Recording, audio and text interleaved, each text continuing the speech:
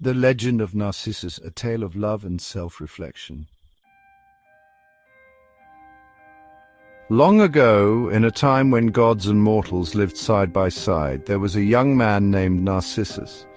His beauty was unparalleled. It was as if the sun itself had crafted his features. Wherever he went, people gazed at him in admiration. But Narcissus gave his heart to no one. His pride and vanity kept his soul captive. One day, while Narcissus was walking through the forest, he encountered Echo, a nymph cursed to only repeat the words of others. Echo was enchanted by his appearance and followed him silently through the trees. When Narcissus noticed her, he turned and asked, "Who is there?" "Echo." "There." Though her eyes looked at him pleadingly, Narcissus rejected her. "Why would I give my heart to someone who can only echo others?" Narcissus said. Echo ran away, her broken heart beating like an echo in the empty air. The goddess Nemesis, guardian of justice, heard Echo's sorrow and decided to teach Narcissus a lesson. Let him feel what it is like to long for something unattainable, Nemesis declared with a voice like thunder. On a warm spring afternoon, as Narcissus walked by a glistening brook, he discovered a pool of water as clear as a mirror. When he leaned down to drink, he saw his own reflection in the water. He thought it was a divine being trapped within the pool. "Who are you, beautiful soul?"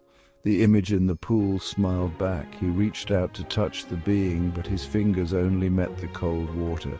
He remained there for hours, captivated by the being that never answered. Whenever he spoke, the water whispered the same words back, "I love you." And the echo of the water replied, "I love you." Days passed, and Narcissus refused to leave the pool. He neither ate nor drank, living only for the sight of his own reflection. His pride was gone. All that remained was an insatiable hunger for the love of an unreachable being. The animals of the forest came to visit him, but he did not notice them. Echo, watching from the shadows, sadly repeated his words, but could not save him. One day Narcissus could no longer fight his exhaustion. He whispered to the water, "If I cannot have you, let me disappear into your depths," Narcissus said.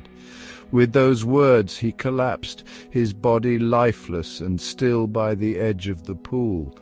When the forest nymphs found him, they wanted to bury him, but in the place where he had lain, a beautiful flower grew. Its yellow petals bent toward the water, as if the flower was eternally admiring its own reflection. They named the flower Narcissus, a reminder of the boy who fell in love with himself.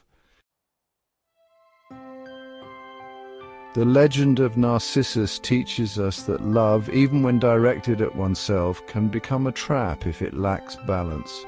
True beauty and happiness come from connection, empathy, and the ability to see others. Like the flower that forever gazes at its own reflection, a life without reciprocity can lead only to loneliness. This tale is more than myth. It mirrors the traits seen in narcissistic personality disorder. Narcissism, as described in modern psychology, involves an excessive focus on oneself, a need for admiration, and a lack of empathy for others.